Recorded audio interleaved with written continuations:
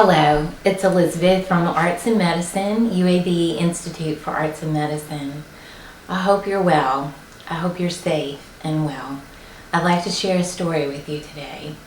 This is a very old folk tale. In fact, it is so old that no one knows who came up with it originally.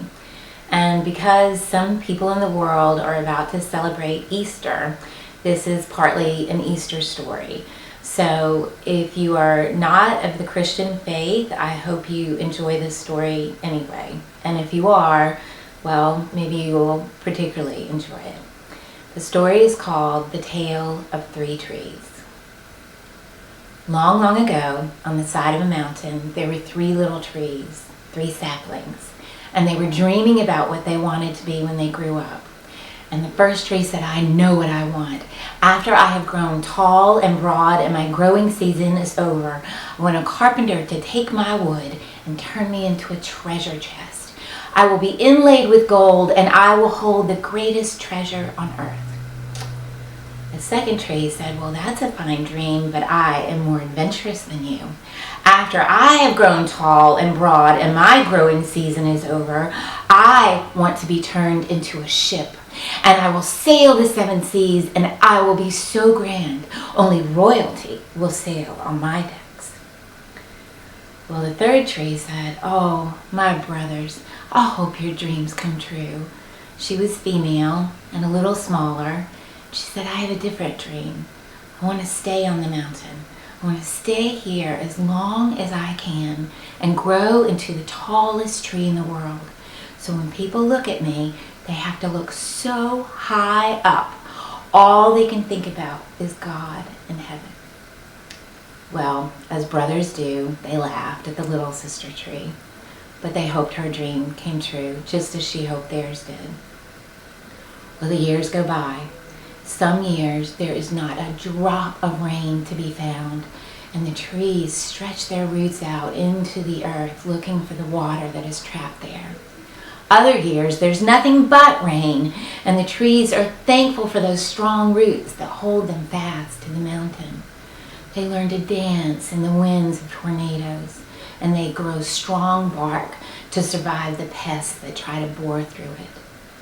Hundreds of years go by, and the trees are finished growing. And one fine day, 3 woodcutters climb the mountain in search of trees.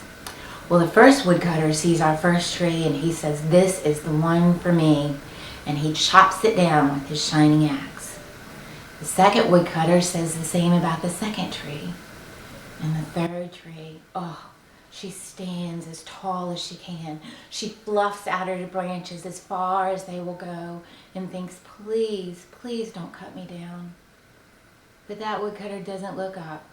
He says, any tree will do for me, and chops her down. The first tree is taken to a carpenter's shop where he's stripped of his bark, cut and sawed and smoothed and planed and scooped and polished, and he can tell he is a chest, and he cannot wait for the diamonds and the emeralds and the rubies to come dripping in. When the carpenter picks him up and walks him over to the barn, puts him down and fills him with fresh hay for the animals. The second tree is taken to a shipyard.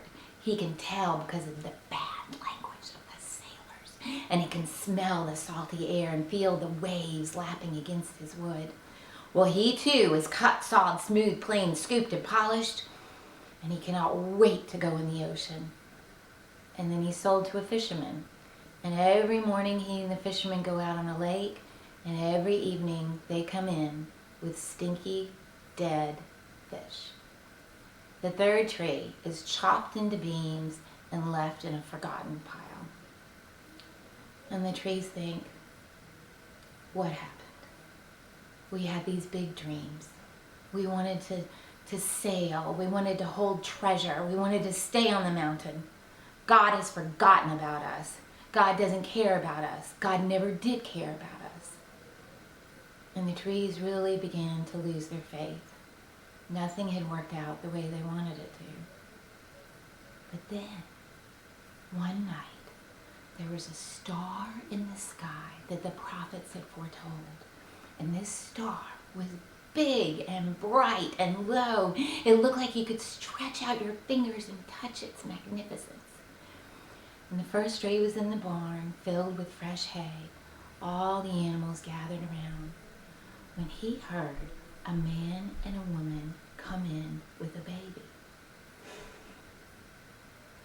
And he heard the man say, "I wish I could have made him a cradle." But the mother said, "We don't need a cradle. Look at this beautiful manger filled with fresh hay." And she laid her baby in that manger, and the tree realized he was holding the greatest treasure on earth.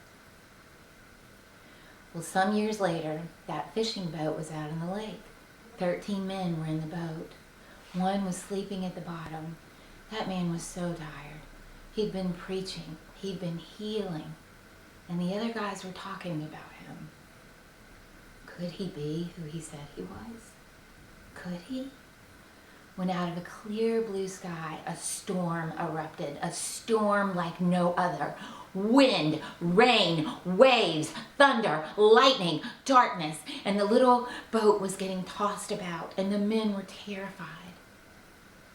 And then the sleeping man woke up, and he stood up, and he held out his hand, and he said, "Peace, be still."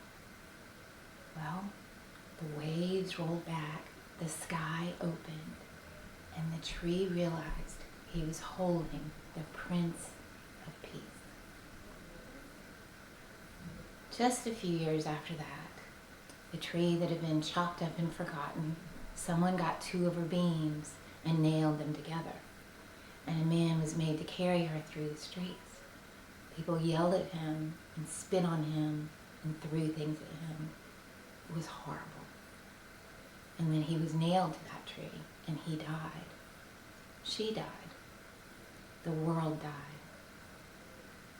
But that's not the end of the story. 3 days later, that man rose from the dead. And the 3 trees thought, "Oh, thank you, God. Thank you. Your plan is always so much better than ours ever could have been."